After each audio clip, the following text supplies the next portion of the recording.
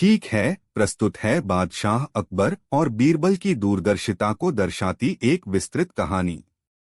यह कहानी लगभग 10,000 शब्दों के करीब पहुंचने का प्रयास करेगी, जिसमें घटनाओं, संवादों और विवरणों को विस्तार दिया जाएगा। बीरबल की दूरदर्शिता, साम्राज्य पर मंडराता संकट। आगरा का किला अपनी पूरी शानो शौकत से दमक रहा था।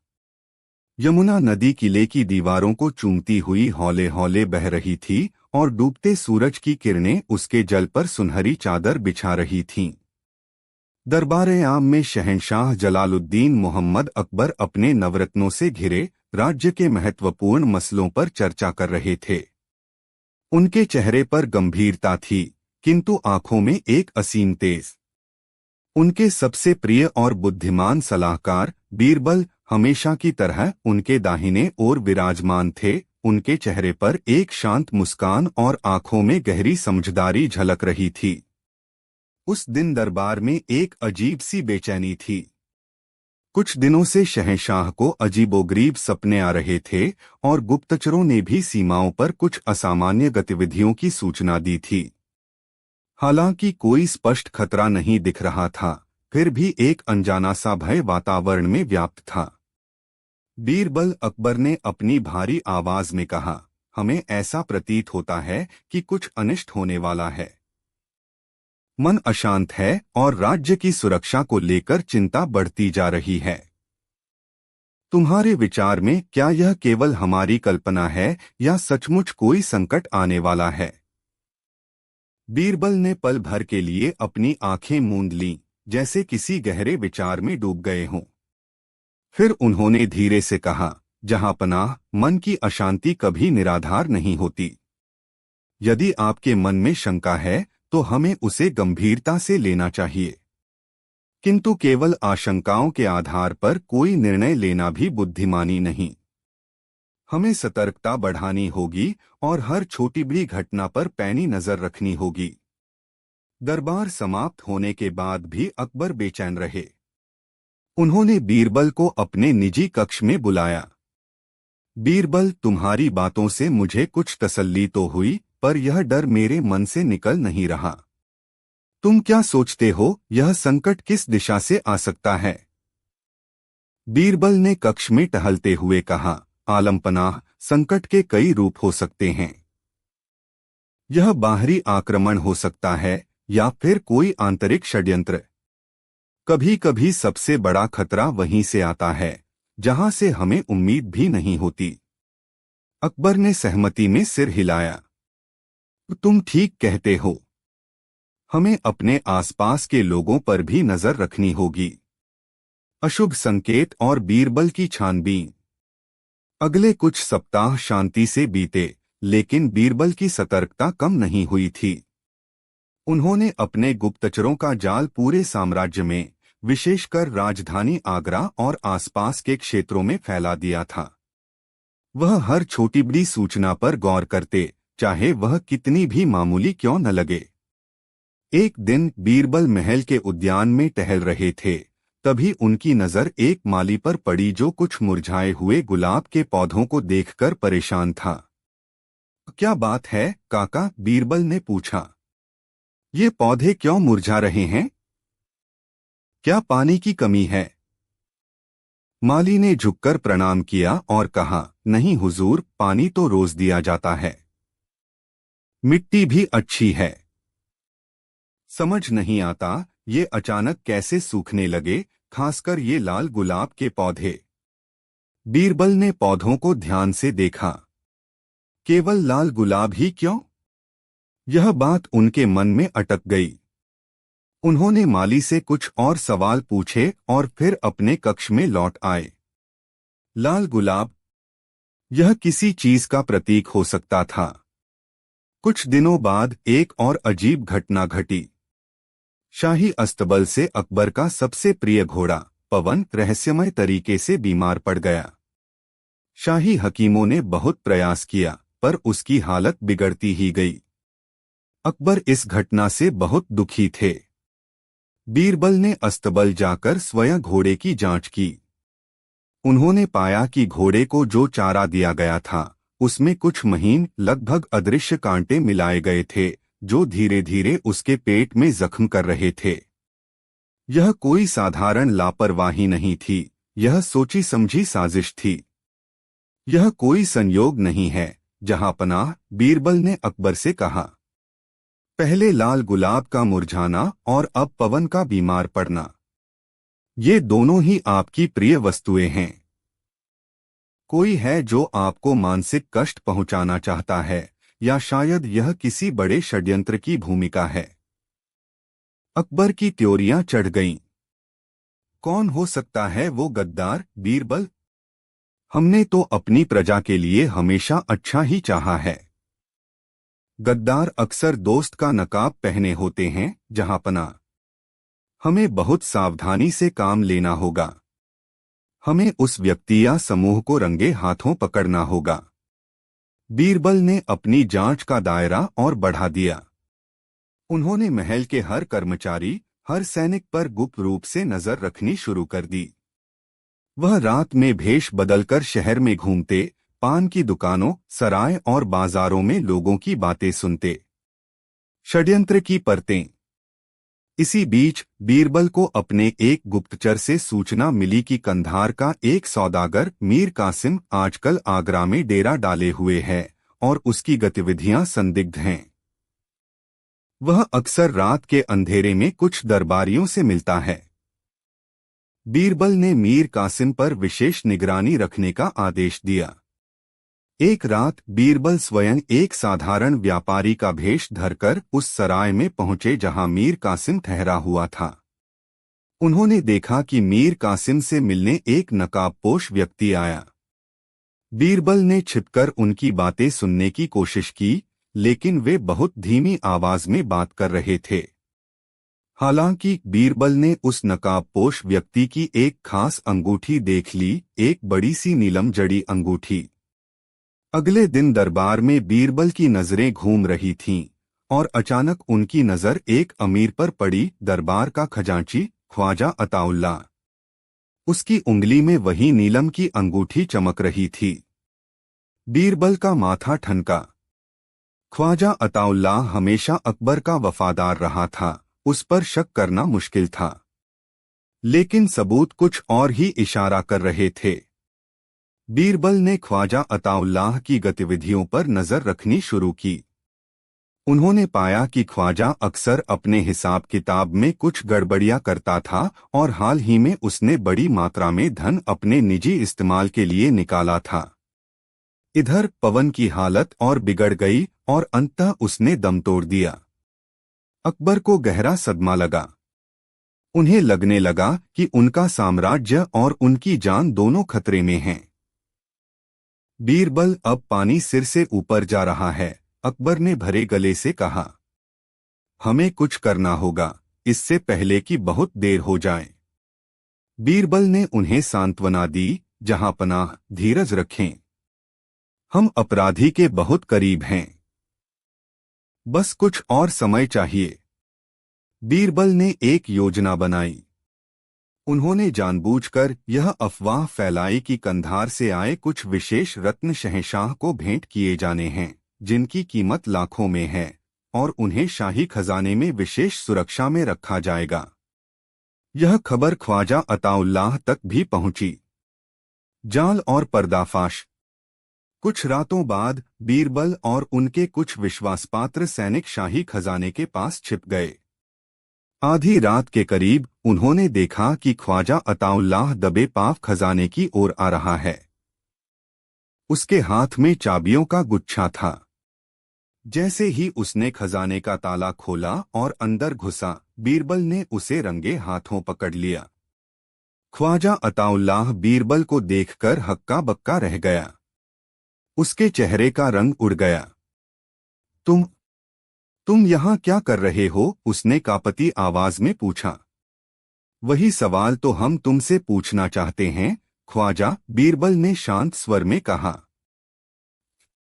इतनी रात को शाही खजाने में क्या कर रहे थे? और ये कंधारी सौदागर मीर कासिम से तुम्हारे इतने गहरे संबंध कैसे बन गए? ख्वाजा अताउल्लाह के पास कोई जवाब नहीं था। उसके चेहरे पर डर और अपराध बोध साफ झलक रहा था। अगले दिन भरे दरबार में ख्वाजा अताउल्लाह को पेश किया गया। मीर कासिम को भी पहले ही बंदी बना लिया गया था। अकबर के सामने जब सारे सबूत रखे गए, मीर कासिम से उसकी मुलाकातें, शाही खजाने से गायब धन का हिसाब, पवन को जहर देने में इस्तेमाल किए गए कांटे जो उसके घर से बरामद हुए थे, और मुरझाए लाल गुलाब जो दरअसल एक धीमे जहर से सुखाए गए थे ताकि अकबर को अशुभ संकेत का भ्रम हो, तो ख्वाजा अताउल्लाह टूट गया। उसने कबूल किया कि वह कंधार के विद्रोही सूबेदार शेर अफगान के साथ मिला हुआ था। शेर अफगान मुगल साम्राज्य को अस्थिर करना चाहता था और इसके लिए उसने ख्वाजा अताउल्लाह को भारी धन का लालच दिया था। उनकी योजना थी कि पहले अकबर को मानसिक रूप से परेशान किया जाए, फिर धीरे धीरे उनके विश्वस्त लोगों को रास्ते से हटाकर अंततः अकबर की हत्या कर दी जाए और ख्वाजा अताउल्लाह को आगरा का सूबेदार बना दिया जाए। पवन की हत्या और लाल गुलाबों को सुखाना इसी योजना का हिस्सा थे। मीर कासिम संदेशवाहक और धन पहुंचाने का काम करता था। अकबर यह सुनकर सन्न रह गए। जिस ख्वाजा अताउल्लाह पर वे इतना भरोसा करते थे, वही उनकी पीठ में छुरा घोंप रहा था। अताउल्लाह, अकबर की आवाज में गहरा दर्द था, हमने तुम पर इतना विश्वास किया और तुमने यह सिला दिया। ख्वाजा अताउल्लाह शर्म से सिर झुकाए खड़ा रहा। बीरबल की दूरदर्शिता का सम्मान। षड्यंत्र का पर्दाफाश होने के बाद अकबर ने बीरबल को गले लगा लिया। बीरबल, आज तुमने न केवल मेरी जान बचाई बल्कि पूरे मुगल साम्राज्य को एक बड़े संकट से उबार लिया। तुम्हारी दूरदर्शिता और बुद्धिमानी अतुलनीय है। अगर तुम न होते तो हम कभी इस षड्यंत्र की तह तक नहीं पहुंच पाते। बीरबल ने विनम्रता से कहा, जहांपनाह, यह मेरा कर्तव्य था। आपकी और इस सल्तनत की सुरक्षा ही मेरा परम धर्म है। संकट की आहट को समय रहते पहचान लेना और उसके निवारण का उपाय करना ही बुद्धिमानी है। कभी कभी छोटी छोटी और असंगत लगने वाली घटनाएं भी किसी बड़े तूफान का संकेत दे जाती हैं, बस जरूरत होती है उन्हें सही नजरिए से देखने की। अकबर ने आगे कहा, तुमने हमें सिखाया कि केवल तलवार और सेना ही साम्राज्य की रक्षा नहीं करते, बल्कि विवेक, सतर्कता और दूरदर्शिता भी उतने ही महत्वपूर्ण शस्त्र हैं। तुमने लाल गुलाबों के मुरझाने जैसी छोटी सी बात से लेकर ख्वाजा की अंगूठी तक हर कड़ी को इतनी कुशलता से जोड़ा कि अपराधी अपने जाल में खुद ही फंस गया। दरबार में उपस्थित सभी अमीर और दरबारी बीरबल की प्रशंसा कर रहे थे। ख्वाजा अताउल्लाह और मीर कासिम को उनके अपराधों के लिए उचित दंड दिया गया। कंधार के विद्रोही सूबेदार शेर अफगान के खिलाफ भी तुरंत सैन्य कार्रवाई करने का निर्णय लिया गया, ताकि भविष्य में वह ऐसी कोई हिमाकत न कर सके। कहानी का विस्तार, दूरगामी प्रभाव और सीख। इस घटना का प्रभाव बहुत गहरा और दूरगामी हुआ। अकबर को यह समझ आ गया कि साम्राज्य की आंतरिक सुरक्षा कितनी महत्वपूर्ण है। उन्होंने बीरबल की सलाह पर गुप्तचर विभाग को और सुदृढ़ किया। दरबारियों और अधिकारियों की निष्ठा की समय समय पर गुप्त जांच करवाने की व्यवस्था की गई।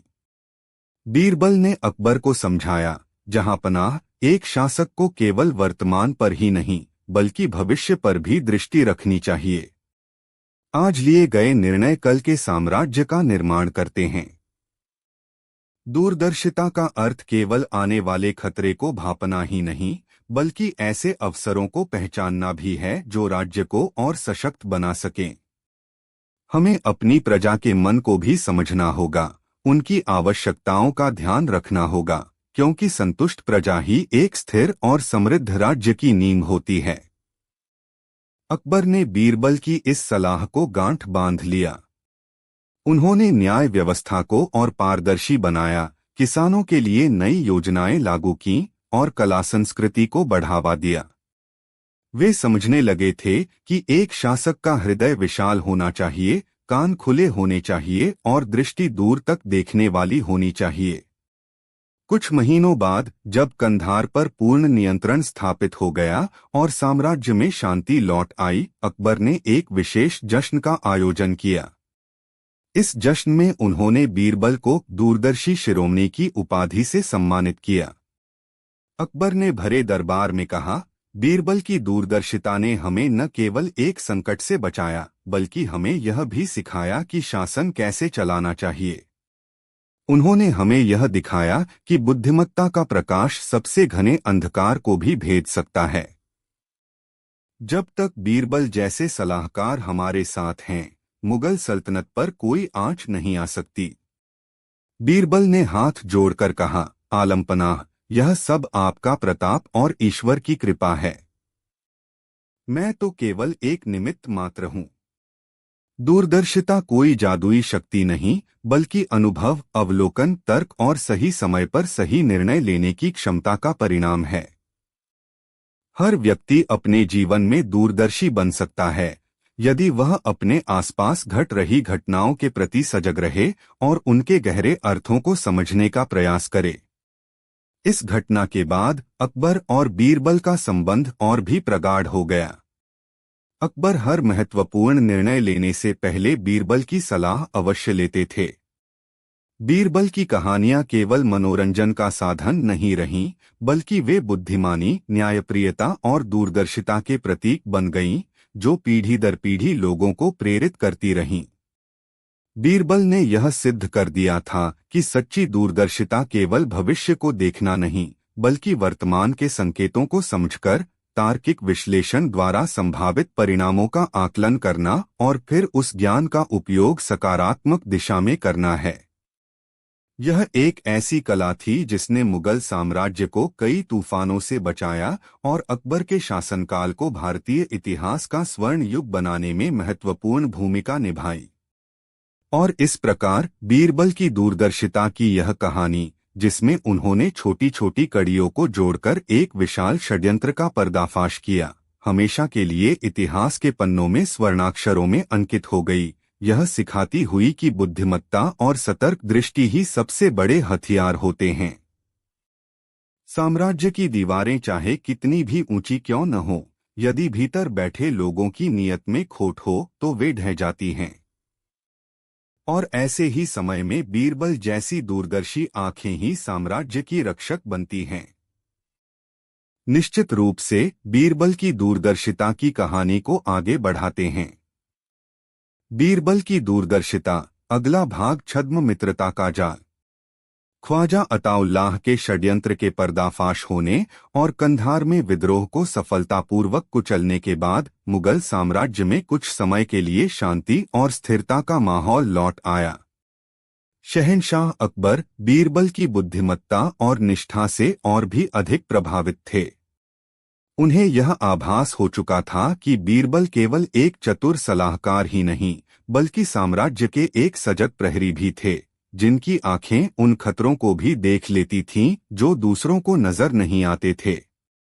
किंतु जैसा कि बीरबल अक्सर कहते थे, जहां पनाह, शांत जल की गहराई का अनुमान लगाना सबसे कठिन होता है, शांति का यह दौर एक नए और अधिक सूक्ष्म संकट की प्रस्तावना मात्र था।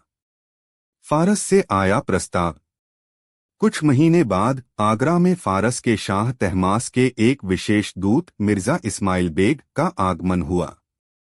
मिर्जा बेग अपने साथ शाह का एक पत्र और अनेक बहुमूल्य उपहार लेकर आए थे। पत्र में शाह ने मुगल साम्राज्य के साथ मित्रता और सांस्कृतिक आदान प्रदान को और प्रगाढ़ करने की इच्छा व्यक्त की थी। उन्होंने प्रस्ताव रखा था कि फारस के कुछ उत्कृष्ट विद्वान, कलाकार और वास्तुशिल्पी मुगल दरबार में आकर अपनी कला और ज्ञान का प्रदर्शन करें और मुगल कलाकारों को भी प्रशिक्षित करें। बदले में वे भी मुगल भारत की समृद्ध संस्कृति और ज्ञान से सीखना चाहते थे। अकबर इस प्रस्ताव से अत्यंत प्रसन्न हुए।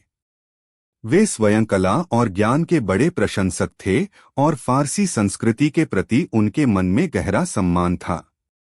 उन्होंने सोचा कि यह दोनों महान साम्राज्यों के बीच संबंधों को और मजबूत करने का एक सुनहरा अवसर है। दरबार के अधिकांश अमीरों ने भी इस प्रस्ताव का स्वागत किया।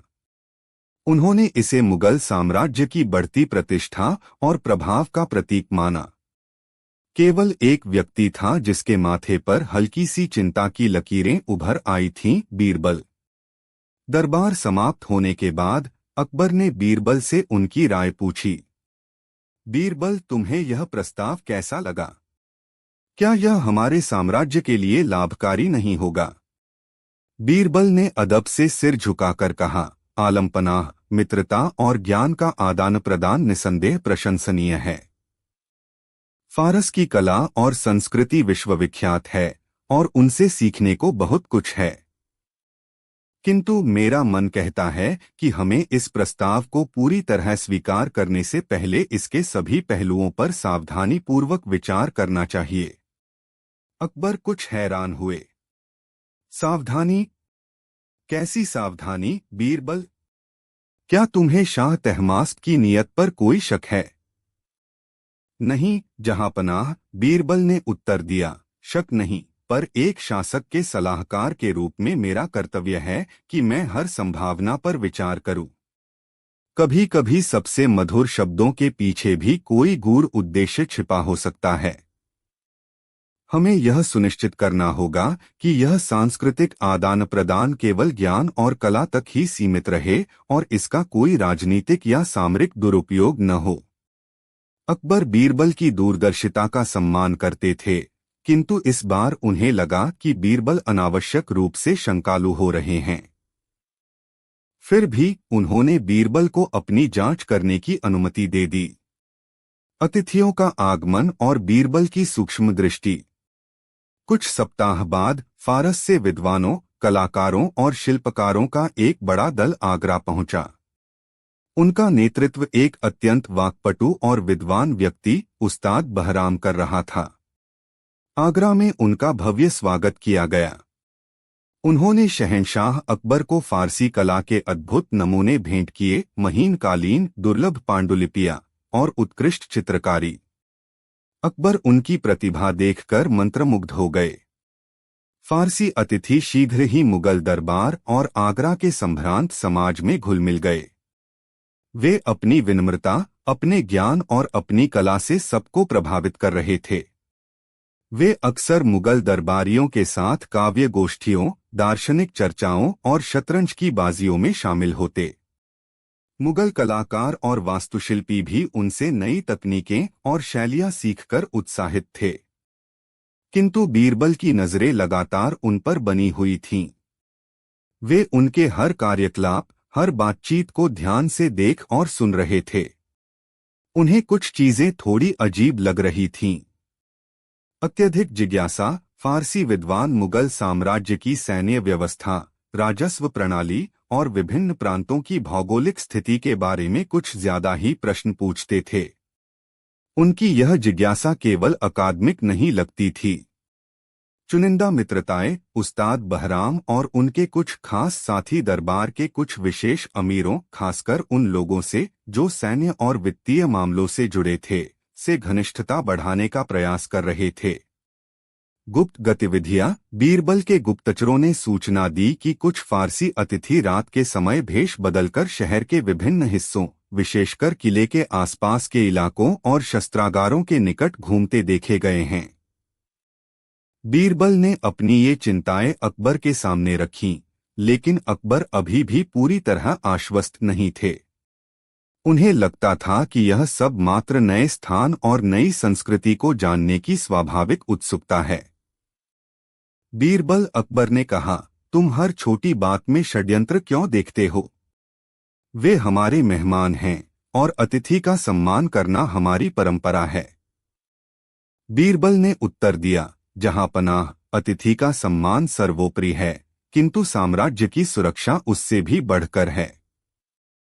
मैं केवल यह सुनिश्चित करना चाहता हूं कि शहद की मिठास में कोई विष न मिला हो। मकड़ी का जाल। बीरबल ने अपनी जांच को और गुप्त और गहन कर दिया।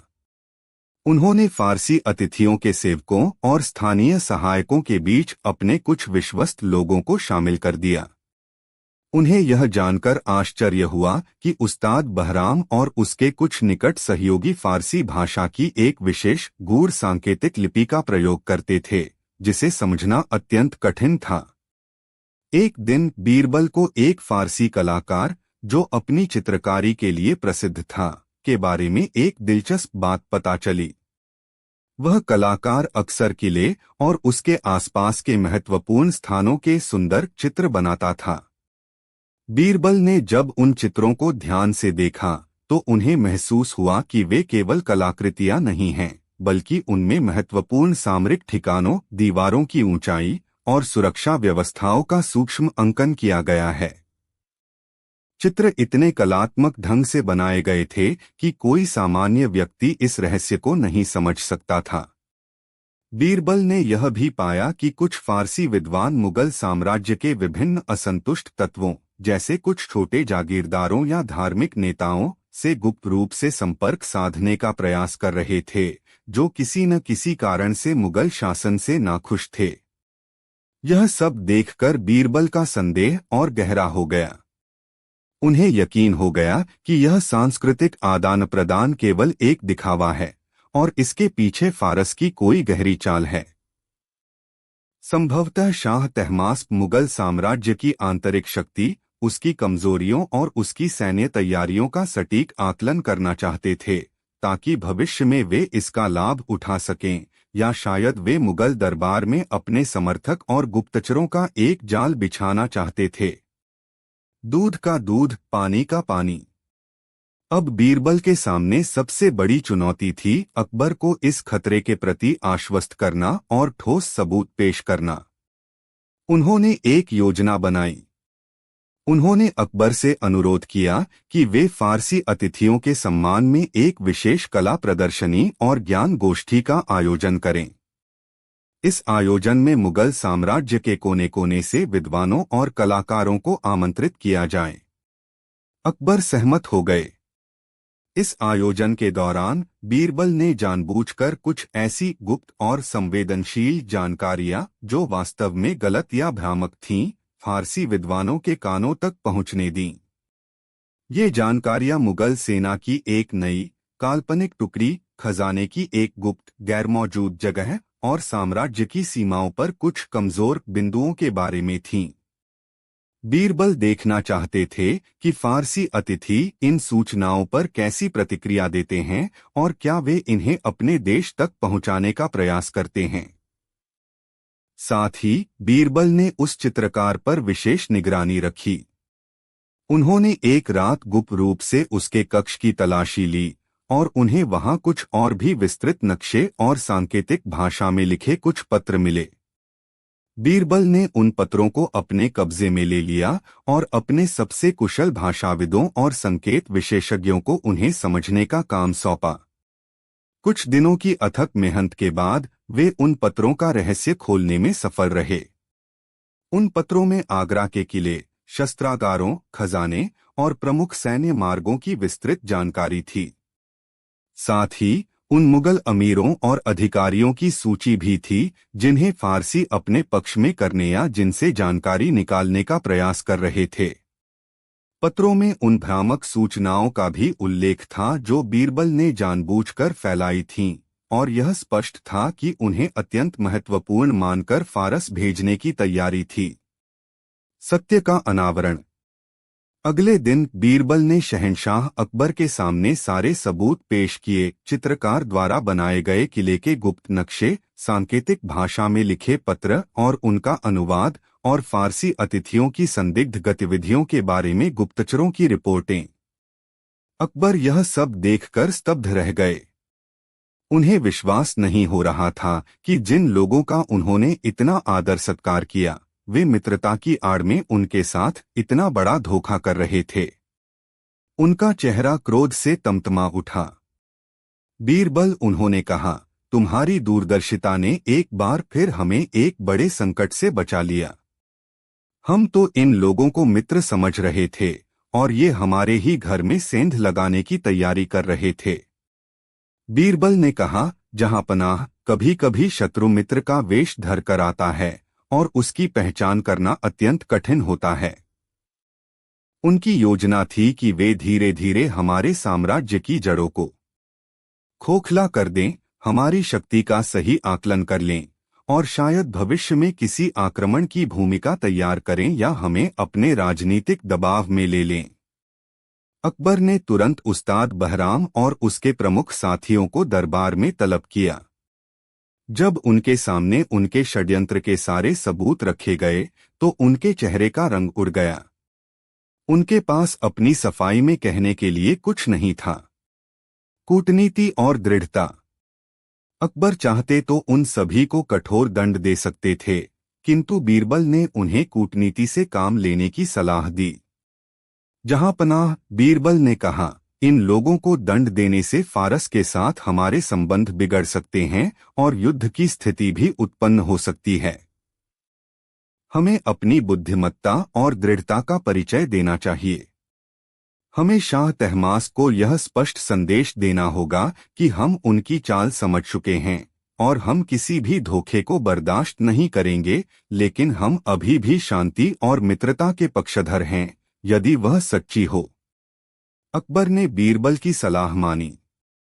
उन्होंने मिर्जा इस्माइल बेग और उस्ताद बहराम को स्पष्ट शब्दों में कहा कि उनका षड्यंत्र उजागर हो चुका है। उन्होंने फारसी अतिथियों को तुरंत मुगल साम्राज्य छोड़ने का आदेश दिया, लेकिन उनके साथ कोई दुर्व्यवहार नहीं किया गया। उन्हें उनके उपहार भी लौटा दिए गए, यह कहते हुए कि मुगल साम्राज्य को ऐसी मित्रता की आवश्यकता नहीं जो धोखे पर आधारित हो। शाह तहमास्प तक जब यह खबर पहुंची तो वे अत्यंत शर्मिंदा हुए। उन्हें यह अनुमान नहीं था कि मुगल दरबार में बीरबल जैसा दूरदर्शी व्यक्ति मौजूद है जो उनकी इतनी गहरी चाल को भी समझ लेगा। इस घटना के बाद फारस ने काफी समय तक मुगल साम्राज्य के आंतरिक मामलों में हस्तक्षेप करने का साहस नहीं किया। दूरदर्शिता का पाठ। इस घटना ने अकबर की आंखों को और भी खोल दिया। उन्हें समझ में आया कि अंतर्राष्ट्रीय संबंध कितने जटिल हो सकते हैं और मित्रता के प्रस्तावों के पीछे भी गहरे राजनीतिक उद्देश्य छिपे हो सकते हैं। उन्होंने बीरबल से कहा, बीरबल, तुम्हारी सतर्कता और गहरी समझ ने न केवल हमारे साम्राज्य को एक गुप्त खतरे से बचाया, बल्कि हमें यह भी सिखाया कि बाहरी चमकदमक और मधुर शब्दों पर आंख बंद करके विश्वास नहीं करना चाहिए। दूरदर्शिता का अर्थ केवल भविष्य के संकटों को पहचानना ही नहीं, बल्कि वर्तमान की जटिलताओं को समझना और सही समय पर सही कदम उठाना भी है। बीरबल ने विनम्रता से उत्तर दिया, जहांपनाह, एक शासक के लिए यह आवश्यक है कि वह अपने हृदय में विश्वास रखे, किंतु अपने मस्तिष्क को सदैव सजग रखे। जिस प्रकार एक कुशल नाविक समुद्र की ऊपरी शांति को देखकर आने वाले तूफान का अनुमान लगा लेता है, उसी प्रकार एक दूरदर्शी शासक और उसके सलाहकार को भी राष्ट्र पर मंडराने वाले अदृश्य खतरों को भांप लेना चाहिए। इस घटना के बाद मुगल साम्राज्य की गुप्तचर व्यवस्था को और भी सुदृढ़ किया गया और विदेशी अतिथियों तथा दूतों की गतिविधियों पर अधिक बारीकी से नजर रखी जाने लगी। बीरबल की ख्याति एक ऐसे अद्वितीय सलाहकार के रूप में और भी बढ़ गई जो न केवल हाजिर जवाब और बुद्धिमान थे, बल्कि जिनकी दूरदृष्टि साम्राज्य की सुरक्षा के लिए एक अभेद्य कवच के समान थी। और इस प्रकार बीरबल की दूरदर्शिता ने एक बार फिर मुगल साम्राज्य को एक ऐसे संकट से उबारा जो ऊपर से शांत और हानिरहित प्रतीत होता था, किंतु भीतर ही भीतर विनाशकारी सिद्ध हो सकता था। यह कहानी हमें सिखाती है कि सच्ची बुद्धिमत्ता केवल समस्याओं को सुलझाना नहीं, बल्कि उन्हें उत्पन्न होने से पहले ही पहचान लेना है। निश्चित रूप से बीरबल की दूरदर्शिता की कहानी को और आगे बढ़ाते हैं। बीरबल की दूरदर्शिता, अगला भाग, अकाल का संकट और भविष्य की योजना। फारस के षड्यंत्र को विफल करने के बाद मुगल साम्राज्य में कुछ वर्षों तक अपेक्षाकृत शांति बनी रही। अकबर बीरबल की सलाह और बुद्धिमत्ता पर और भी अधिक निर्भर हो गए थे। किंतु प्रकृति के अपने नियम होते हैं और कभी कभी संकट ऐसे रूप में आता है जिसका अनुमान लगाना कठिन होता है। प्रकृति का प्रकोप। लगातार 2 वर्षों तक मानसून कमजोर रहा। पहले वर्ष वर्षा सामान्य से कम हुई, जिससे फसलों की पैदावार पर थोड़ा असर पड़ा, लेकिन सरकारी अन्न भंडारों और पिछले वर्षों की अच्छी उपज के कारण स्थिति नियंत्रण में रही। किंतु अगले वर्ष मानसून ने लगभग पूरी तरह से धोखा दे दिया। उत्तर भारत के एक बड़े हिस्से में, विशेषकर गंगा यमुना के दोआब क्षेत्र में, जो मुगल साम्राज्य का अन्न भंडार माना जाता था, भयंकर सूखा पड़ा।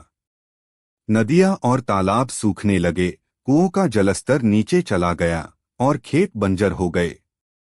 प्रारंभ में दरबार में इस स्थिति की गंभीरता का पूरा आकलन नहीं किया गया। कुछ अमीरों का मानना था कि यह एक अस्थायी समस्या है और अगली वर्षा ऋतु में सब ठीक हो जाएगा। लेकिन बीरबल, जो अपने गुप्तचरों और राज्य के विभिन्न हिस्सों से आने वाली सूचनाओं के माध्यम से जमीनी हकीकत से वाकिफ थे, स्थिति की भयावहता को समझ रहे थे। उन्होंने अकबर को आगाह किया, जहांपनाह, यह केवल एक सामान्य सूखा नहीं है। यदि शीघ्र ही वर्षा नहीं हुई तो हमें एक भीषण अकाल का सामना करना पड़ सकता है। हमें तत्काल कदम उठाने होंगे, अन्यथा प्रजा भूख और प्यास से त्राहि कर उठेगी। अकबर चिंतित हो गए। बीरबल, तुम्हारे विचार में हमें क्या करना चाहिए? हमारे पास जो अन्न भंडार हैं, वे कब तक चलेंगे? बीरबल ने उत्तर दिया, आलमपनाह, हमारे शाही अन्न भंडार अभी भरे हुए हैं, लेकिन यदि यह सूखा लंबा खींचता है तो वे भी खाली हो जाएंगे। हमें न केवल वर्तमान संकट से निपटने की योजना बनानी होगी, बल्कि भविष्य में ऐसी आपदाओं से बचने के लिए भी दूरगामी उपाय करने होंगे। तत्काल कार्रवाई और बीरबल की योजना। बीरबल ने अकबर के समक्ष एक विस्तृत कार्य योजना प्रस्तुत की। अन्न का विवेकपूर्ण वितरण, शाही अन्न भंडारों से रियायती दरों पर और अत्यंत गरीबों को मुफ्त में अनाज वितरित किया जाए। वितरण व्यवस्था को पारदर्शी और भ्रष्टाचार मुक्त रखा जाए। पानी का संरक्षण, नए तालाब खुदवाए जाएं, पुराने तालाबों और कुओं की मरम्मत करवाई जाए और वर्षा जल संचयन के लिए लोगों को प्रोत्साहित किया जाए।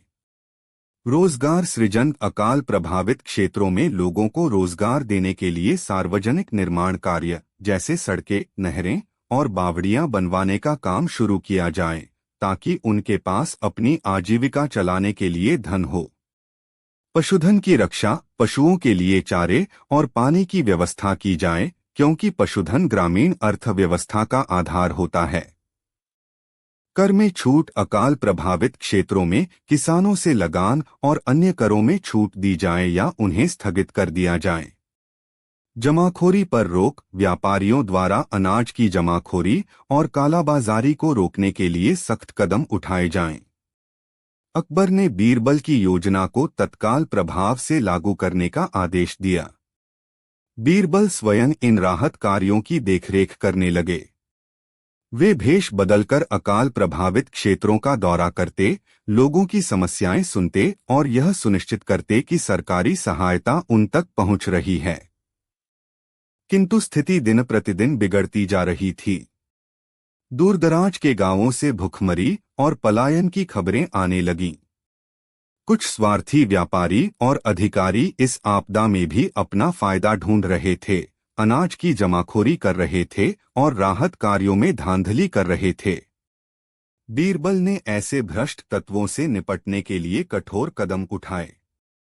उन्होंने कई जमाखोरों को पकड़वाया और उनके गोदामों से अनाज जब्त करके गरीबों में बंटवा दिया। भ्रष्ट अधिकारियों को दंडित किया गया। भविष्य की दूरदृष्टि, अकाल संहिता। इस संकट के दौरान बीरबल ने केवल तात्कालिक राहत पर ही ध्यान केंद्रित नहीं किया, बल्कि वे भविष्य के लिए भी सोच रहे थे।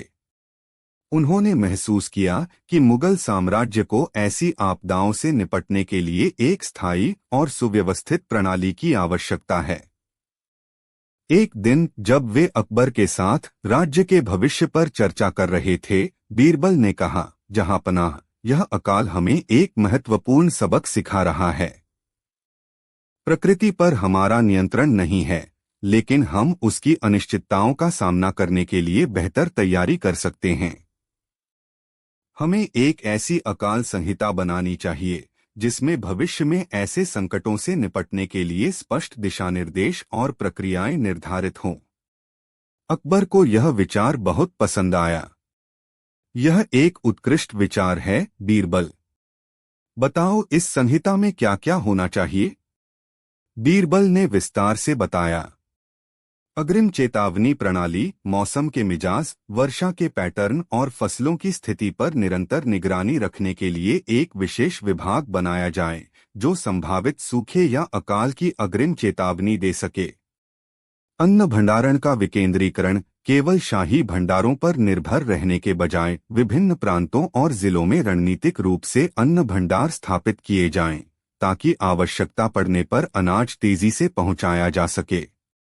जल प्रबंधन की दीर्घकालिक योजना, पूरे साम्राज्य में नदियों को जोड़ने, नहरों का जाल बिछाने और बड़े पैमाने पर तालाबों और जलाशयों का निर्माण करने की एक महत्वाकांक्षी योजना बनाई जाए। फसल विविधीकरण, किसानों को केवल एक या दो प्रमुख फसलों पर निर्भर रहने के बजाय विभिन्न प्रकार की सूखा प्रतिरोधी फसलें उगाने के लिए प्रोत्साहित किया जाए। आपदा राहत कोष, एक स्थायी आपदा राहत कोष स्थापित किया जाए जिसमें नियमित रूप से धन जमा किया जाए ताकि संकट के समय वित्तीय संसाधनों की कमी न हो।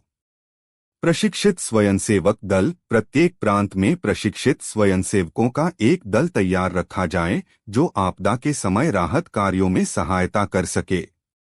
वैज्ञानिक कृषि तकनीकों का प्रयोग, कृषि उत्पादन बढ़ाने और पानी के कुशल उपयोग के लिए नई वैज्ञानिक तकनीकों और औजारों को बढ़ावा दिया जाए। अकबर बीरबल की दूरदर्शिता और व्यापक सोच से अत्यंत प्रभावित हुए। उन्होंने तुरंत एक समिति का गठन किया जिसका अध्यक्ष बीरबल को बनाया गया और उन्हें अकाल संहिता का मसौदा तैयार करने का कार्य सौंपा। विरोधी स्वर और बीरबल का दृढ़ संकल्प। हालांकि बीरबल के इन प्रगतिशील विचारों का दरबार में कुछ रूढ़िवादी अमीरों और अधिकारियों ने विरोध किया। उनका तर्क था कि ये योजनाएं बहुत खर्चीली हैं और इन्हें लागू करना अव्यावहारिक है। कुछ का यह भी मानना था कि अकाल तो ईश्वर का प्रकोप है और मनुष्य इसमें कुछ नहीं कर सकता। एक दरबारी, मीर बख्शी सलाबत खान, जो अपनी संकीर्ण सोच और बीरबल से ईर्ष्या के लिए जाने जाते थे, ने कहा, हुजूर, बीरबल जी तो ख्वाबों की दुनिया में रहते हैं। इतनी बड़ी योजनाएं बनाना और उन्हें लागू करना मुगल खजाने पर अनावश्यक बोझ डालेगा। हमें बस ईश्वर से प्रार्थना करनी चाहिए कि वह हम पर कृपा करे। बीरबल ने शांत किंतु दृढ़ स्वर में उत्तर दिया, मीर बख्शी, ईश्वर भी उन्हीं की सहायता करता है जो स्वयं अपनी सहायता करते हैं। प्रार्थना करना महत्वपूर्ण है किंतु कर्म करना उससे भी अधिक। यदि हम आज भविष्य के लिए निवेश नहीं करेंगे तो हमारी आने वाली पीढ़ियां हमें कभी माफ नहीं करेंगी। यह खर्च नहीं बल्कि हमारे साम्राज्य और हमारी प्रजा के भविष्य की सुरक्षा के लिए एक आवश्यक निवेश है। अकबर ने बीरबल का समर्थन किया। सलाबत खान, बीरबल की बातें हवा-हवाई नहीं हैं।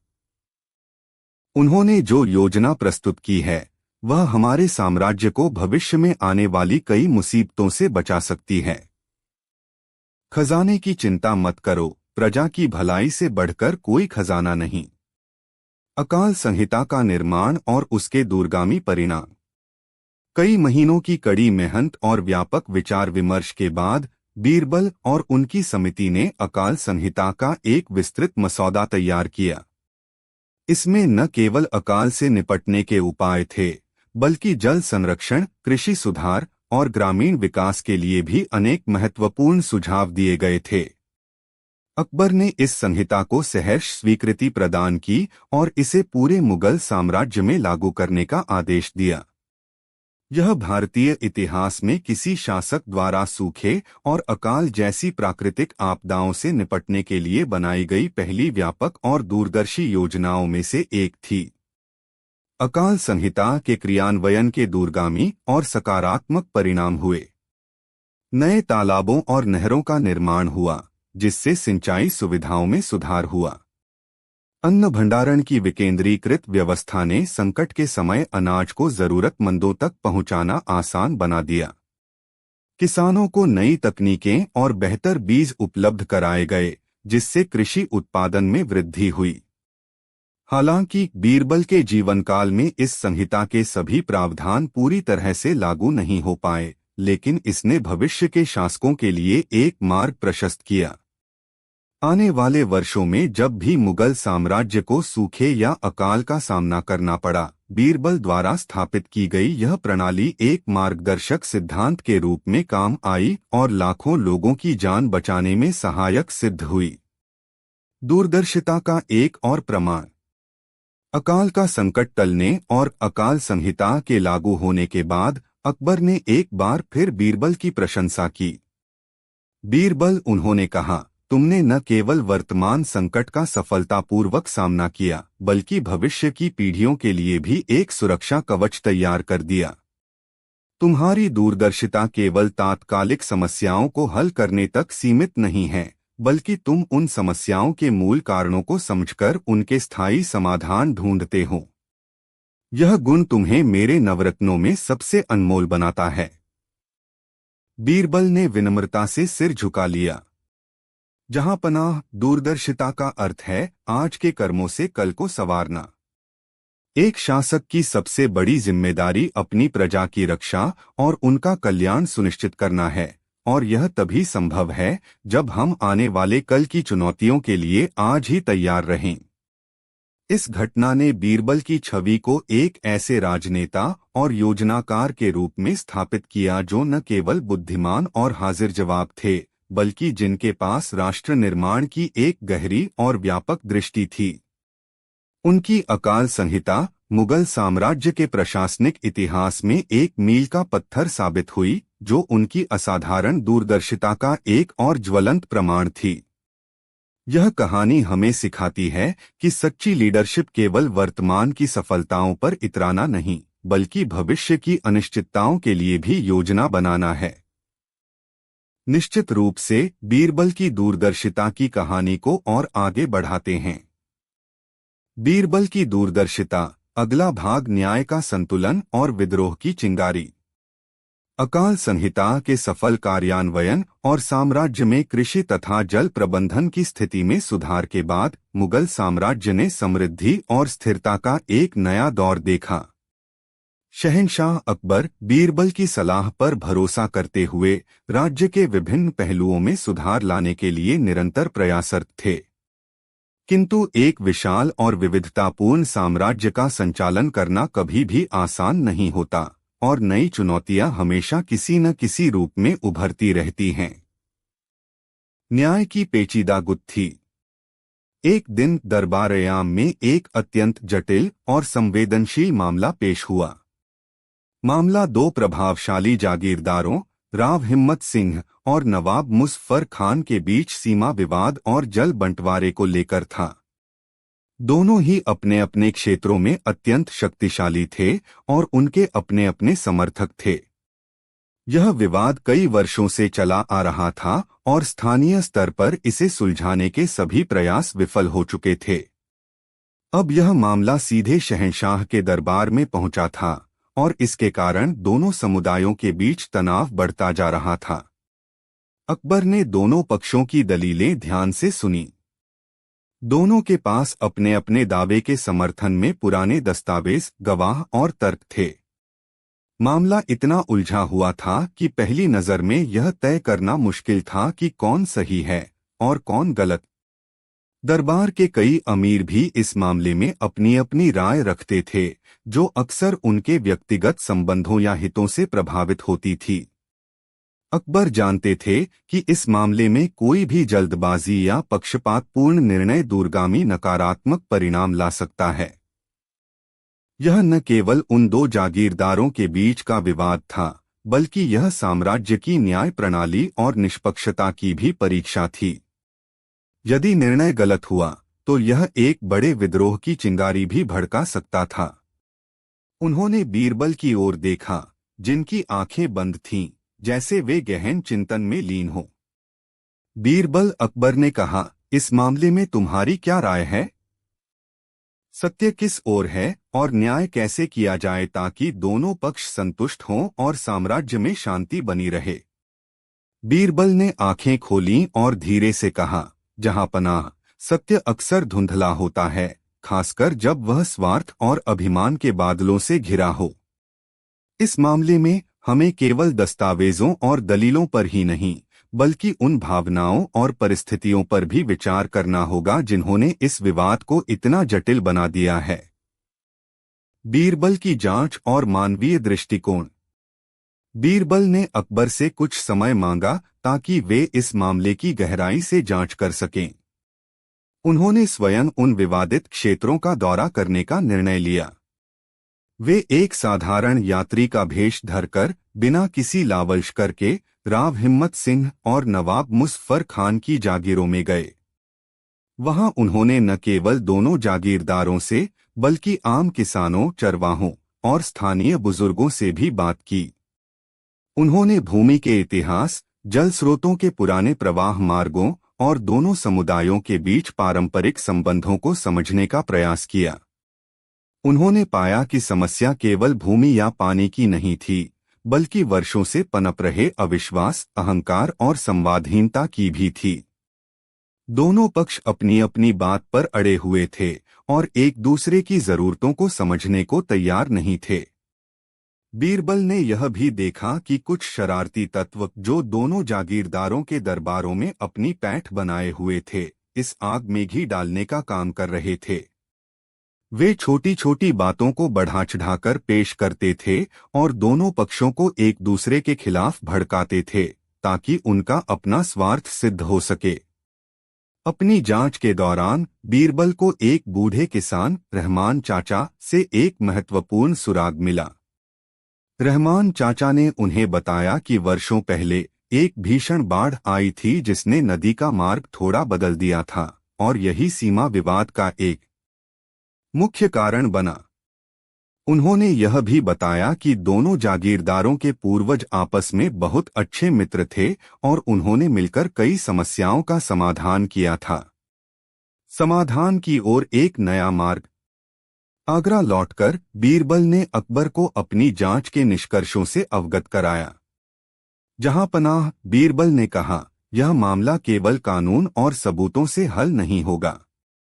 हमें एक ऐसा समाधान खोजना होगा जो न केवल न्यायपूर्ण हो बल्कि दोनों पक्षों के सम्मान को भी बनाए रखे और उनके बीच खोए हुए विश्वास को पुनः स्थापित करे। बीरबल ने एक अद्वितीय योजना प्रस्तुत की। उन्होंने सुझाव दिया कि इस विवाद का निर्णय किसी तीसरे पक्ष, जो दोनों समुदायों के लिए निष्पक्ष और सम्माननीय हो, द्वारा न किया जाए, बल्कि दोनों जागीरदारों को स्वयं मिलकर आपसी बातचीत और मध्यस्थता के माध्यम से इसका हल निकालने के लिए प्रेरित किया जाए। बीरबल स्वयं इस प्रक्रिया में एक निष्पक्ष मध्यस्थ की भूमिका निभाने को तैयार थे। अकबर को यह विचार थोड़ा जोखिम भरा लगा। बीरबल, क्या तुम्हें लगता है कि वे दोनों जो एक दूसरे के खून के प्यासे हो रहे हैं, आपसी बातचीत से किसी समझौते पर पहुंच पाएंगे? बीरबल ने उत्तर दिया, जहांपनाह, कभी कभी सबसे कठिन ताले भी सही चाबी से खुल जाते हैं। हमें उन्हें यह एहसास दिलाना होगा कि लड़ाई से किसी का भला नहीं होगा और एक स्थायी समाधान केवल सहयोग और समझ से ही निकल सकता है। हमें उनके बीच मौजूद शरारती तत्वों को भी बेनकाब करना होगा जो इस आग को भड़का रहे हैं। मध्यस्थता की प्रक्रिया और दूरदर्शिता का प्रदर्शन। अकबर की अनुमति से बीरबल ने राव हिम्मत सिंह और नवाब मुजफ्फर खान को एक तटस्थ स्थान पर बातचीत के लिए आमंत्रित किया। प्रारंभ में दोनों ही आनाकानी कर रहे थे और एक दूसरे पर आरोप प्रत्यारोप लगा रहे थे। बीरबल ने अत्यंत धैर्य और कुशलता से काम लिया। उन्होंने पहले दोनों को अलग अलग सुना, उनकी शिकायतों और चिंताओं को समझा। फिर उन्होंने दोनों को एक साथ बिठाया और उन्हें उनके पूर्वजों की मित्रता, उनके साझा इतिहास और एक शांतिपूर्ण सहअस्तित्व के लाभों की याद दिलाई। उन्होंने रहमान चाचा जैसे निष्पक्ष गवाहों की बातें भी उनके सामने रखीं, जिन्होंने बाढ़ और नदी के मार्ग परिवर्तन की कहानी बताई। बीरबल ने चतुराई से उन सलाहकारों और दरबारियों को भी बातचीत से दूर रखा जो मामले को और उलझा रहे थे। उन्होंने दोनों जागीरदारों को यह समझाया कि कैसे कुछ लोग उनके बीच की दुश्मनी का फायदा उठाकर अपना उल्लू सीधा कर रहे हैं। धीरे धीरे बीरबल की बातों का असर होने लगा। राव हिम्मत सिंह और नवाब मुजफ्फर खान को यह एहसास होने लगा कि वे वर्षों से एक दूसरे से व्यर्थ ही लड़ रहे थे, जबकि समस्या का समाधान आपसी समझ और थोड़े से त्याग से संभव था। कई दिनों की गहन बातचीत और बीरबल के कुशल मार्गदर्शन के बाद अंततः दोनों जागीरदार एक समझौते पर पहुंचे। उन्होंने न केवल सीमा विवाद को सौहार्दपूर्ण ढंग से सुलझा लिया, बल्कि भविष्य में जल संसाधनों के साझा उपयोग के लिए भी एक सहमति पत्र तैयार किया। उन्होंने यह भी संकल्प लिया कि वे अपने अपने दरबारों से उन शरारती तत्वों को हटा देंगे जो उनके बीच दरार पैदा कर रहे थे। न्याय से परेशानी। जब राव हिम्मत सिंह और नवाब मुजफ्फर खान ने भरे दरबार में अपने समझौते की घोषणा की और एक दूसरे को गले लगाया, तो अकबर और सभी दरबारी आश्चर्यचकित रह गए। यह बीरबल की दूरदर्शिता और मानवीय दृष्टिकोण की एक और विजय थी। अकबर ने बीरबल की प्रशंसा करते हुए कहा, बीरबल, तुमने न केवल एक जटिल विवाद को सुलझाया, बल्कि दो शक्तिशाली समुदायों के बीच स्थायी शांति की नींव भी रखी। तुमने यह सिद्ध कर दिया कि सच्चा न्याय केवल दंड या निर्णय देना नहीं, बल्कि दिलों को जोड़ना और सद्भाव स्थापित करना है। यदि हम इस मामले को पारंपरिक तरीके से हल करने का प्रयास करते, तो शायद एक पक्ष जीत जाता और दूसरा हार जाता, और असंतोष की चिंगारी सुलगती रहती। लेकिन तुमने एक ऐसा मार्ग दिखाया जिससे दोनों की जीत हुई। बीरबल ने विनम्रता से कहा, जहांपनाह, साम्राज्य की शक्ति केवल उसकी सेना या खजाने में नहीं, बल्कि उसकी प्रजा के बीच एकता और सद्भाव में निहित है। एक शासक का कर्तव्य है कि वह न्याय के साथ साथ करुणा और समझ का भी प्रदर्शन करे। कभी कभी कानून की कठोरता के बजाय मानवीय स्पर्श अधिक प्रभावी होता है। विद्रोह की चिंगारी को बुझाना। इस घटना का एक और महत्वपूर्ण परिणाम हुआ।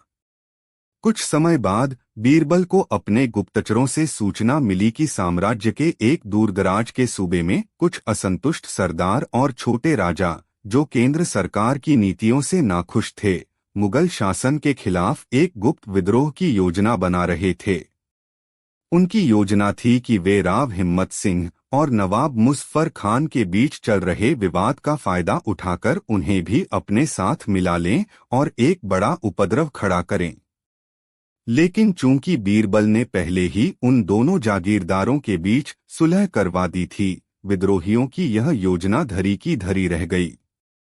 राव हिम्मत सिंह और नवाब मुजफ्फर खान, जो अब मुगल साम्राज्य के प्रति और भी निष्ठावान हो गए थे, ने स्वयं इस संभावित विद्रोह की सूचना अकबर को दी और उसे कुचलने में सक्रिय भूमिका निभाई।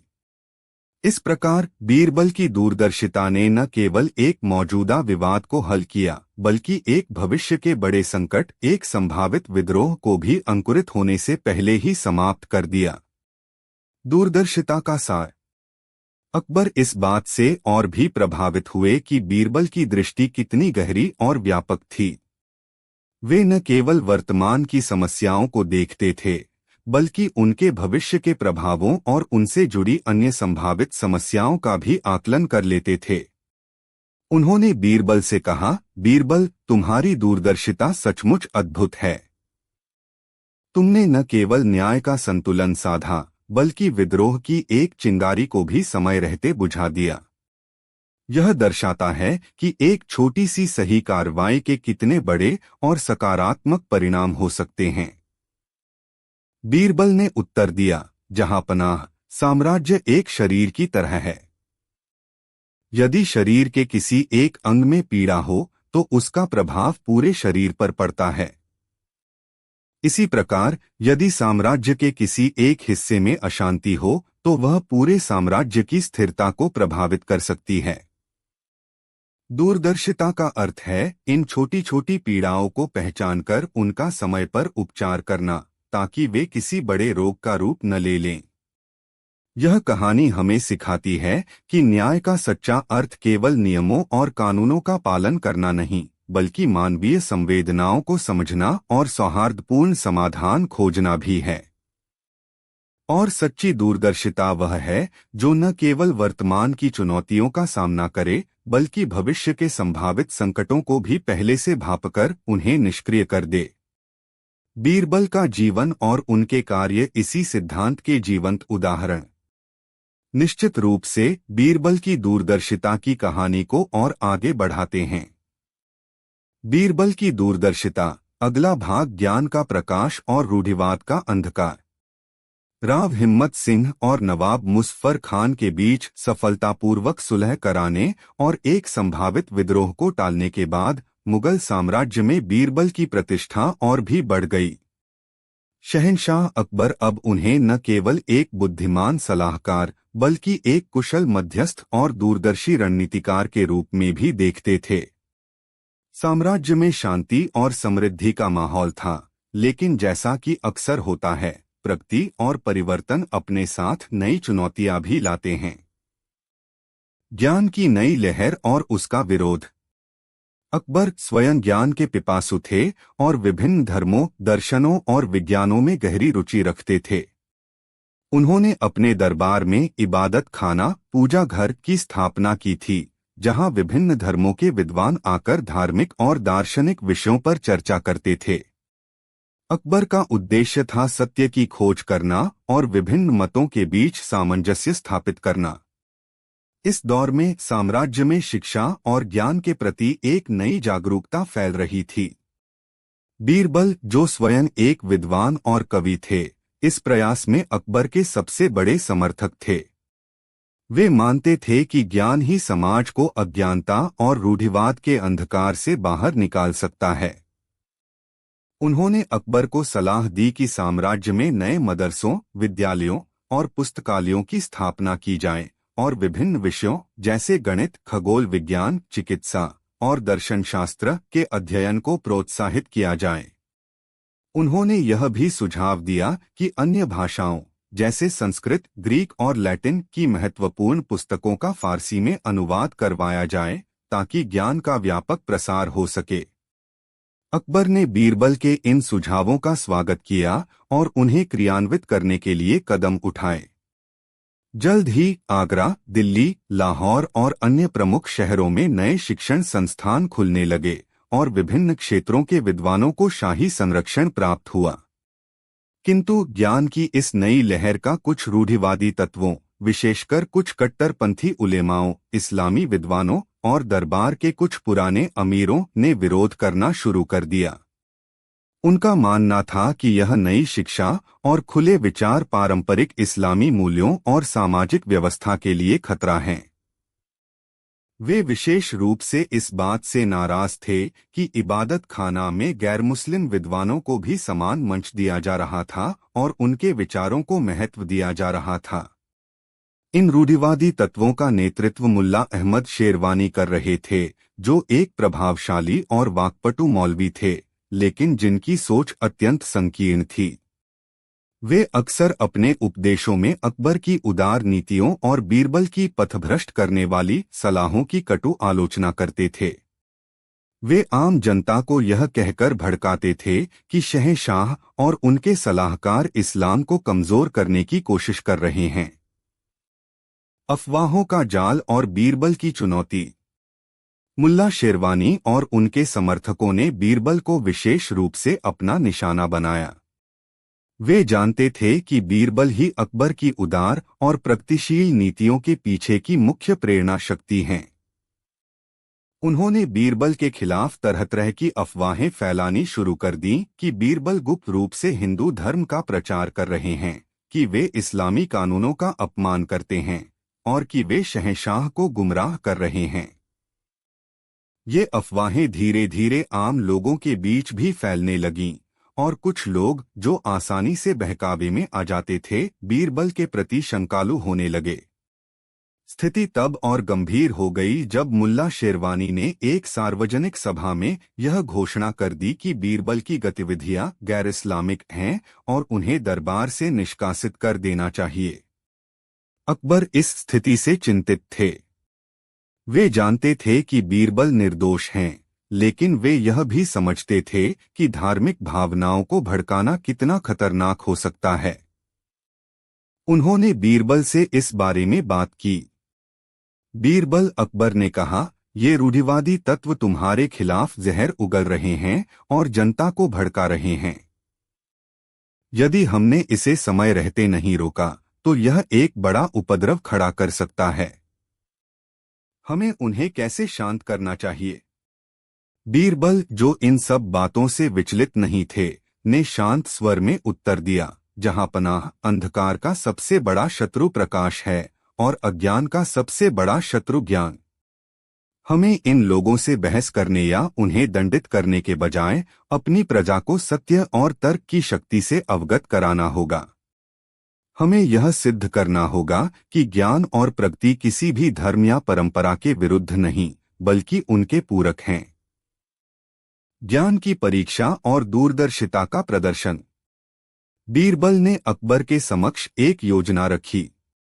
उन्होंने सुझाव दिया कि एक विशाल सार्वजनिक सभा का आयोजन किया जाए, जिसमें मुल्ला शेरवानी और उनके समर्थकों को भी आमंत्रित किया जाए।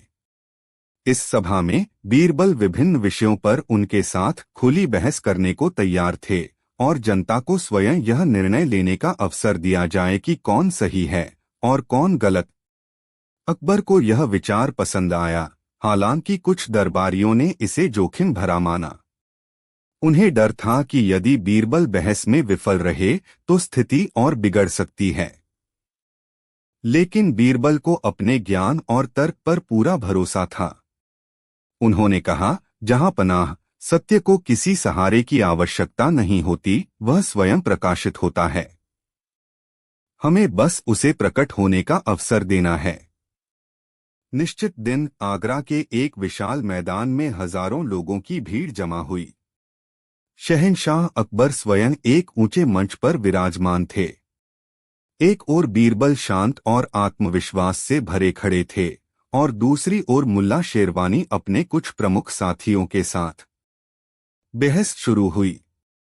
मुल्ला शेरवानी और उनके साथियों ने बीरबल पर तरह तरह के आरोप लगाए कि वे पारंपरिक मूल्यों को नष्ट कर रहे हैं, कि वे विदेशी दर्शनों को बढ़ावा दे रहे हैं जो इस्लाम के सिद्धांतों के विपरीत हैं, और कि वे युवाओं को गुमराह कर रहे हैं। बीरबल ने अत्यंत धैर्य और विनम्रता से उनके प्रत्येक आरोप का उत्तर दिया। उन्होंने कुरान और हदीस के उद्धरणों का प्रयोग करते हुए यह सिद्ध किया कि इस्लाम स्वयं ज्ञान प्राप्त करने और विचार करने को प्रोत्साहित करता है। उन्होंने महान इस्लामी विद्वानों जैसे इब्न सिना, एविसेना और इब्न रुश्द एवर्रोस के उदाहरण दिए, जिन्होंने ग्रीक दर्शन और विज्ञान का अध्ययन किया था और इस्लामी दुनिया में ज्ञान का प्रकाश फैलाया था। बीरबल ने तर्क दिया, ज्ञान किसी एक धर्म या संस्कृति की बपौती नहीं है। यह एक बहती हुई नदी की तरह है, जिससे हर कोई अपनी प्यास बुझा सकता है। गणित, खगोल विज्ञान या चिकित्सा का अध्ययन करने से कोई व्यक्ति अपने धर्म से विमुख नहीं हो जाता, बल्कि उसकी समझ और व्यापक होती है। एक सच्चा मुसलमान वह है जो अल्लाह द्वारा बनाई गई इस दुनिया को समझने का प्रयास करे, और यह ज्ञान के बिना संभव नहीं है। उन्होंने जनता से पूछा, क्या आप चाहते हैं कि आपके बच्चे अज्ञानी और संकीर्ण सोच वाले बने, या वे शिक्षित, विवेकशील और दुनिया को समझने वाले नागरिक बने? क्या प्रगति और विकास इस्लाम के विरुद्ध हैं, या वे एक समृद्ध और शक्तिशाली समाज के निर्माण के लिए आवश्यक हैं? बीरबल के तर्क इतने अकाट्य और उनकी वाणी इतनी प्रभावशाली थी कि मुल्ला शेरवानी और उनके साथी निरुत्तर हो गए। उनके पास बीरबल की बातों का कोई संतोषजनक जवाब नहीं था। जनता, जो पहले अफवाहों से कुछ भ्रमित थी, अब बीरबल के तर्कों से प्रभावित हो रही थी। उन्हें यह समझ में आने लगा था कि बीरबल किसी धर्म के विरुद्ध नहीं, बल्कि अज्ञानता और रूढ़िवाद के विरुद्ध हैं। अंत में जब मुल्ला शेरवानी ने कहा कि कुछ ज्ञान खतरनाक हो सकता है, तो बीरबल ने एक कहानी सुनाई। एक बार एक व्यक्ति ने अपने घर में एक दिया जलाया।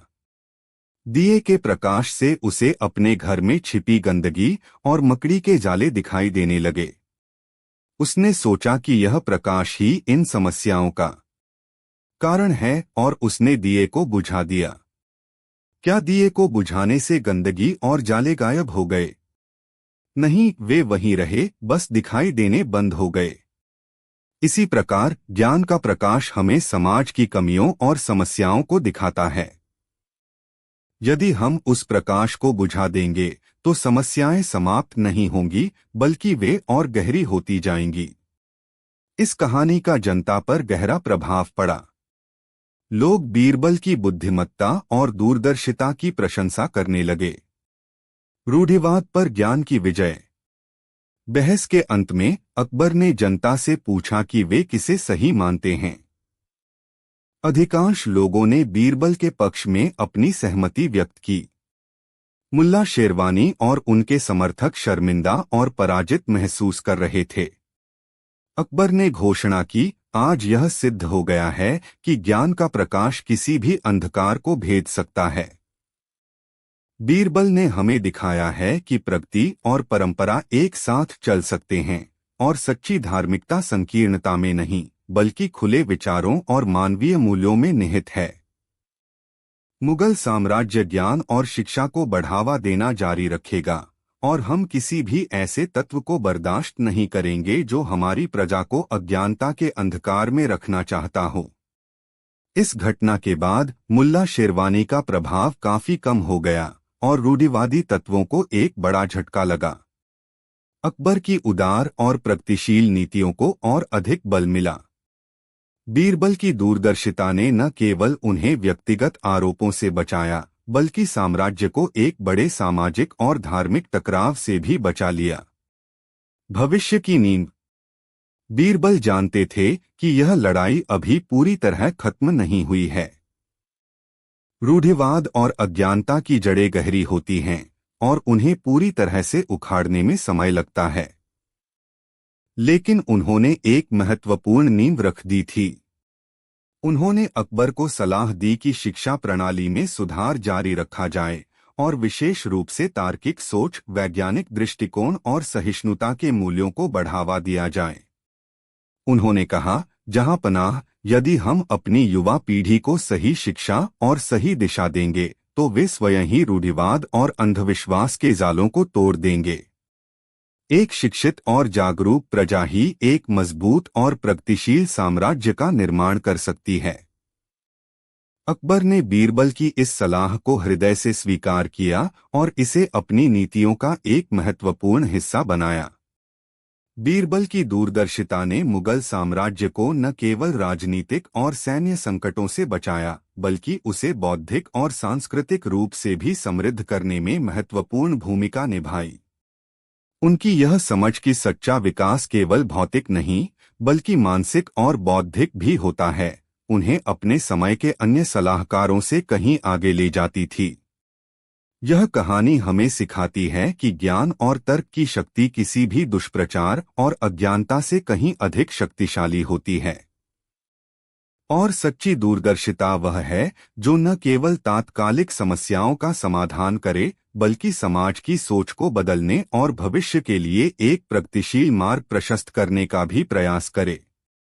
निश्चित रूप से बीरबल की दूरदर्शिता की कहानी को और आगे बढ़ाते हैं। बीरबल की दूरदर्शिता, अगला भाग, साम्राज्य का विस्तार और आंतरिक संतुलन का संकट। ज्ञान की विजय और रूढ़िवादी तत्वों के कमजोर पड़ने के बाद मुगल साम्राज्य में बौद्धिक और सांस्कृतिक विकास का एक नया अध्याय शुरू हुआ। शहंशाह अकबर बीरबल की सलाह से साम्राज्य को न केवल आंतरिक रूप से मजबूत करने, बल्कि उसकी सीमाओं का विस्तार करने पर भी ध्यान दे रहे थे।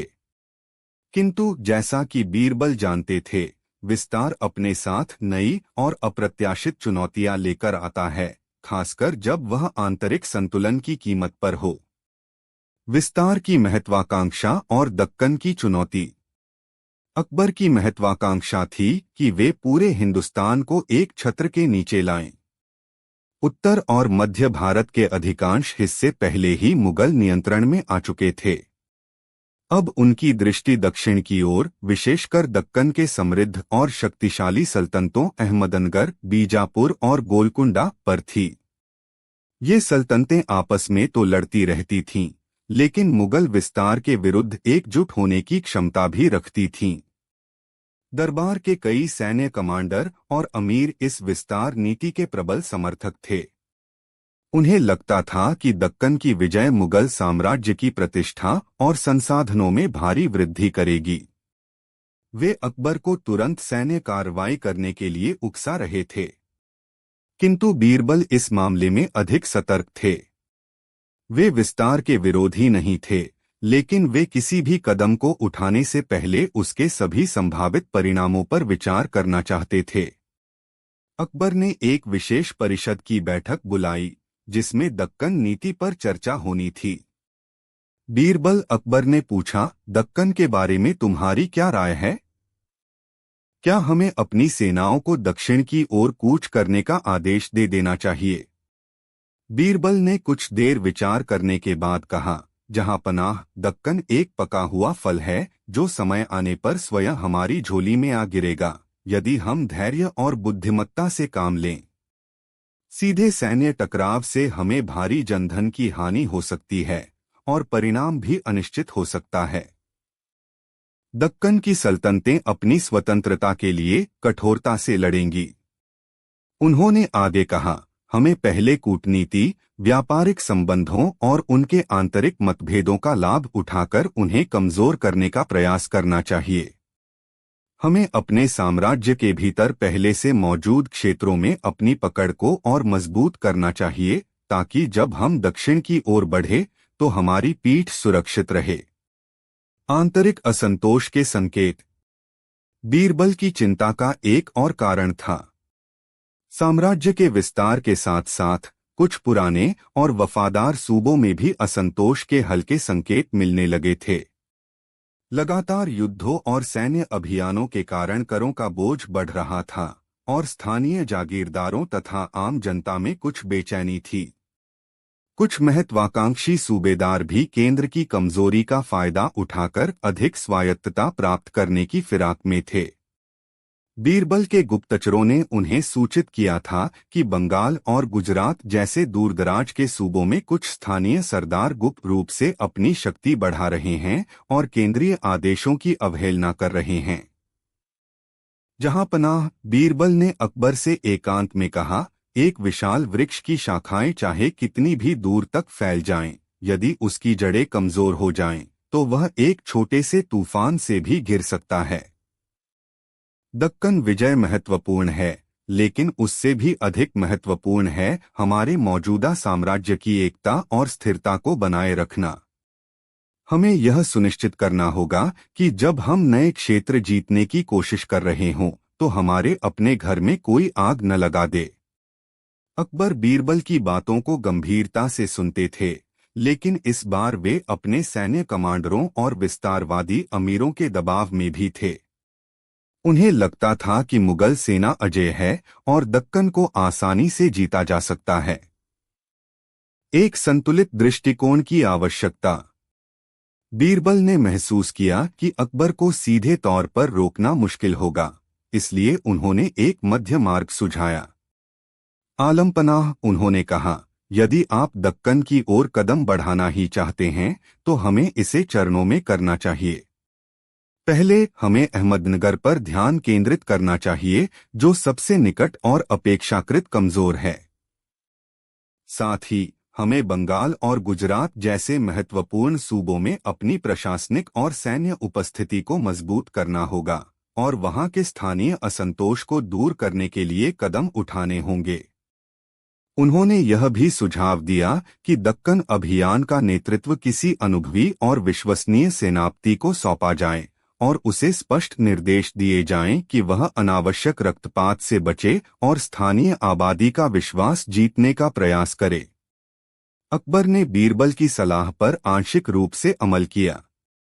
उन्होंने शहजादा मुराद के नेतृत्व में एक सेना अहमदनगर की ओर भेजी, लेकिन साथ ही उन्होंने बंगाल और गुजरात की स्थिति पर भी ध्यान देने का आश्वासन दिया।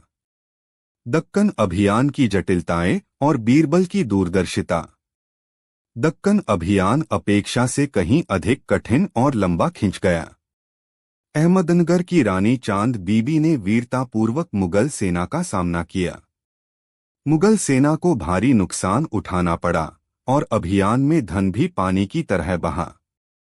इधर, जैसा कि बीरबल ने आशंका जताई थी, बंगाल में कुछ अफगान सरदारों ने विद्रोह कर दिया। गुजरात में भी स्थिति तनावपूर्ण हो गई। अकबर को अपनी सेना का एक बड़ा हिस्सा इन आंतरिक विद्रोहों को दबाने के लिए भेजना पड़ा, जिससे दक्कन अभियान और कमजोर हो गया। अकबर को अब बीरबल की बातों का महत्व समझ में आ रहा था।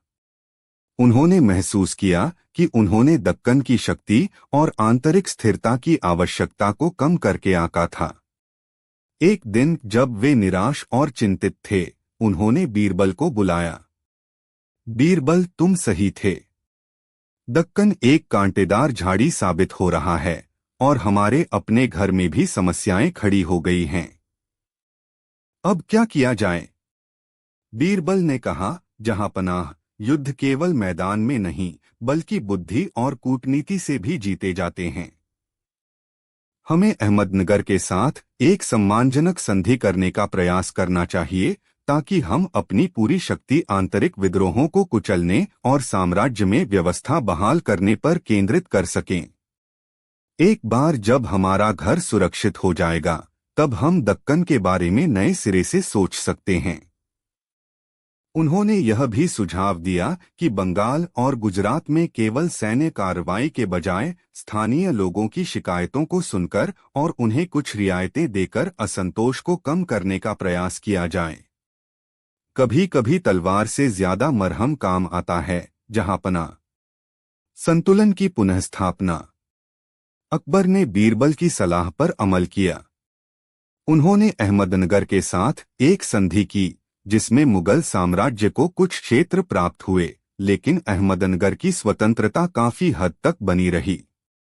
इसके बाद उन्होंने पूरी शक्ति से बंगाल और गुजरात के विद्रोहों का दमन किया, लेकिन साथ ही उन्होंने स्थानीय प्रशासन में सुधार किए और जनता का विश्वास जीतने के उपाय भी किए। इस प्रक्रिया में कई महीने लग गए, लेकिन अंततः साम्राज्य में शांति और व्यवस्था बहाल हो गई। अकबर को यह सबक मिला कि साम्राज्य का विस्तार उसकी आंतरिक शक्ति और स्थिरता की कीमत पर नहीं किया जाना चाहिए। उन्होंने बीरबल से कहा, बीरबल, तुम्हारी दूरदर्शिता ने एक बार फिर हमें एक बड़े संकट से उबारा है। तुमने हमें सिखाया कि एक सफल शासक को न केवल आगे देखना चाहिए, बल्कि अपने पैरों के नीचे की जमीन को भी मजबूत रखना चाहिए। विस्तार और संतुलन, इन दोनों के बीच सही तालमेल ही एक स्थायी साम्राज्य की कुंजी है। बीरबल ने उत्तर दिया, जहांपनाह, एक कुशल सारथी वही है जो अपने रथ के सभी घोड़ों को एक साथ एक ही गति से दौड़ा सके। यदि कोई घोड़ा बहुत तेज भागेगा या कोई पीछे रह जाएगा, तो रथ पलट सकता है। साम्राज्य भी एक रथ की तरह है और उसके विभिन्न अंग उसके घोड़े। उन सभी के बीच सामंजस्य बनाए रखना ही शासक का परम कर्तव्य है। भविष्य की नीतियां और बीरबल का प्रभाव। इस अनुभव के बाद अकबर की विस्तारवादी नीतियों में एक महत्वपूर्ण परिवर्तन आया। वे अब किसी भी नए सैन्य अभियान को शुरू करने से पहले उसके सभी पहलुओं पर अधिक सावधानी से विचार करने लगे और आंतरिक प्रशासन तथा प्रजा कल्याण को सर्वोच्च प्राथमिकता देने लगे। बीरबल ने उन्हें सलाह दी कि साम्राज्य के विभिन्न हिस्सों में विकास कार्यों जैसे सड़कों, सरायों और सिंचाई प्रणालियों के निर्माण पर अधिक ध्यान दिया जाए। उन्होंने यह भी सुझाव दिया कि विभिन्न समुदायों और धर्मों के बीच सद्भाव बढ़ाने के लिए और प्रयास किए जाएं, ताकि साम्राज्य की नींव और मजबूत हो सके। बीरबल की दूरदर्शिता ने अकबर को यह समझने में मदद की कि सच्चा साम्राज्य केवल भूमि के विस्तार से नहीं, बल्कि प्रजा के हृदय को जीतने से बनता है। उनकी सलाह ने मुगल साम्राज्य को न केवल तत्कालीन संकटों से बचाया, बल्कि उसे एक अधिक स्थिर और न्यायपूर्ण शासन व्यवस्था की ओर भी अग्रसर किया। यह कहानी हमें सिखाती है कि महत्वाकांक्षा आवश्यक है, लेकिन उसे विवेक और दूरदर्शिता के साथ संतुलित करना भी उतना ही महत्वपूर्ण है।